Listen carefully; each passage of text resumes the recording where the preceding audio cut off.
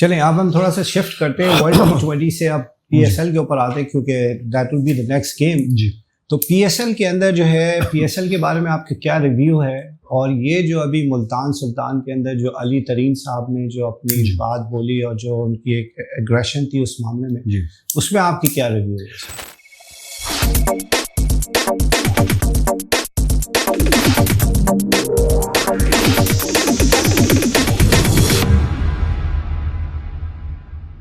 देखिए, कंट्रोवर्सीज तो नहीं होनी चाहिए, क्योंकि अगर हम IPL की बात करें तो वो हर साल होती है और बगैर किसी कंट्रोवर्सी की होती है। उनमें कभी ऐसा नहीं होता कि आपके जो स्टेक होल्डर्स हैं उनमें हमने कहीं देखा हो कि हर दूसरे साल कोई ना कोई प्रॉब्लम होती है। मैं ये PSL में बार बार देख रहा होता हूँ कि कभी ऑडिट नहीं हुए होते हैं।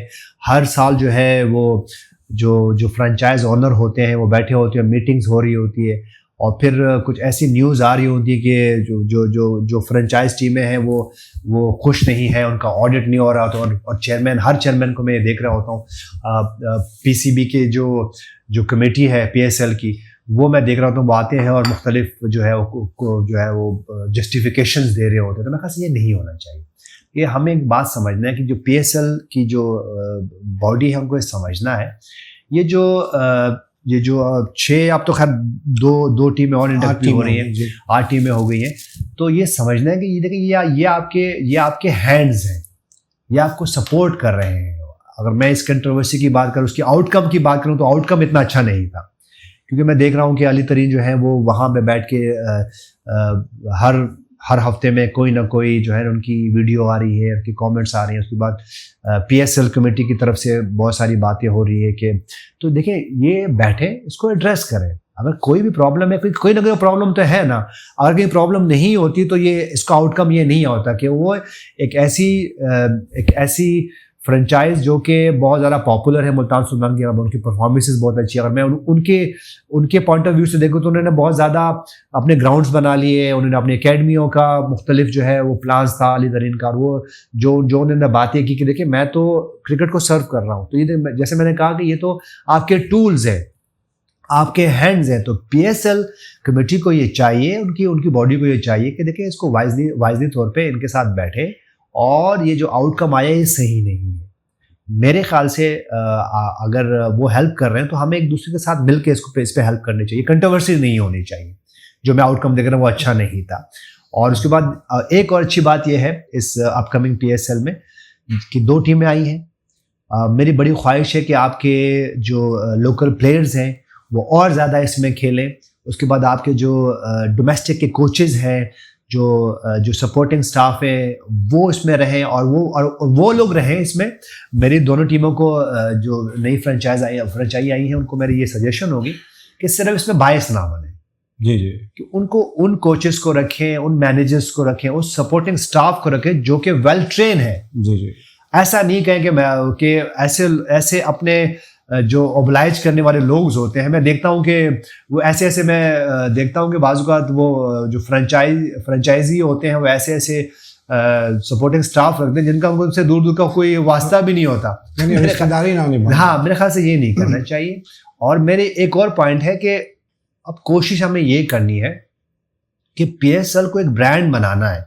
फॉर समहाउ ठीक है, शुरू में 2, 3, 4 साल जब हुई, 5 साल हुई, 6 साल हुई, तो बहुत अच्छी रेटिंग थी। लेकिन अब हमें समझना है कि PSL की रेटिंग नीचे आई है। ये अगर हम ये बात करें कि शायद ऊपर गई, तो ऐसा कुछ नहीं है।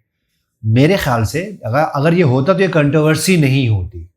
लेकिन अगर आपके इसी की बात पे कोई आर्ग्यू करे, वो कहे कि अगर नीचे आई है तो हैदराबाद की टीम 175 करोड़ रुपए में चली गई, सियालकोट की टीम 180-185 करोड़ के ऊपर चली गई, तो अगर ये नीचे आती तो इतने प्राइस कैसे ऊपर टीमें जा रही होती? देखिए, आपको भी पता है खुरम साहब, मुझे भी पता है, जब इस तरह के कुछ कॉन्ट्रैक्ट्स हो रहे होते हैं, बहुत सारे कुछ नया काम करना जा रहा होता है, तो आपको पता है कि सिस्टम में क्या खूबियाँ हैं और क्या खामियाँ हैं। जी ये आपको भी पता है, मुझे भी पता है। तो किस तरह सेटिंग्स होती हैं, इससे तो सब ये तो बताने की ज़रूरत नहीं है। तो मेरे ख्याल से एक अच्छी बात है, मैंने पहले कही अच्छी बात है कि ये टीमें आ रही हैं। इससे अब बहुत सारे हमारी जो प्लेयर्स हैं वो प्रमोट होंगे, हमारे बहुत से कोचेस प्रमोट होंगे और बिजनेस आएगा, इनको देके और ज़्यादा इनकरेज होंगे लोग और स्पॉन्सरशिप आएगी, जो कि अच्छी बात है। मेरा सिर्फ ये पॉइंट है कि देखिए कि इसको और अच्छा इन्हांस करें, प्रोफेशनलिज्म और अच्छा लेके आए, इंफ्रास्ट्रक्चर उसको और बेहतर करें, और जितने भी ये जो फ्रेंचाइज की जो ऑनर्स हैं, जो टीम्स हैं, वो अपने अपने शहरों में काम करें, अपनी अपनी अकेडमीज में काम करें। देखिए अगर मैं इसमें बात कर लूँ तो ये 11वां एडिशन होगा जी। आप मुझे बताएं कि अगर मैं लाहौर कलंदर्स की बात करूँ, उन्होंने अपना हाई परफॉर्मेंस सेंटर भी बना लिया है। उनके हर साल कहीं ना कहीं जो है वो ट्रायल्स भी हो रहे होते हैं, उनके प्लेयर्स भी प्रोड्यूस कर रहे होते हैं। तो बाकी फ्रेंचाइज की तरफ से क्या है, कहीं देखा आपने? जी जी। उनके प्लेयर जो है लाहौर कलंदर्स के, आपने देखा कि जो है मुख्तलिफ लीग्स भी खेल रहे होते हैं, और उन्होंने और काफ़ी सारे प्लेयर प्रोड्यूस भी किए। ये कोई डकी छुपी बात तो नहीं, ये आपके सामने है।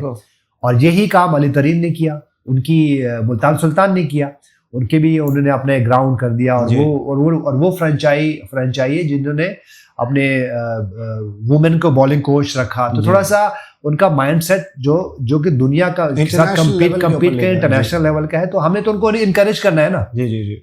हम तो कंट्रोवर्सी में चले गए, ठीक है, उनको भी ज़्यादा इतने एग्रेसिव नहीं होना चाहिए था, लेकिन वो ये क्यों वो पॉइंट कहीं ना कहीं पॉइंट आता है, तो आपका लेवल जब ऊपर जाता है तो आप वो एग्रेशन हो जाता है। तो मेरे ख्याल से ये वो पॉइंट्स है जो कि हमें एड्रेस करने की बहुत ज़रूरत है।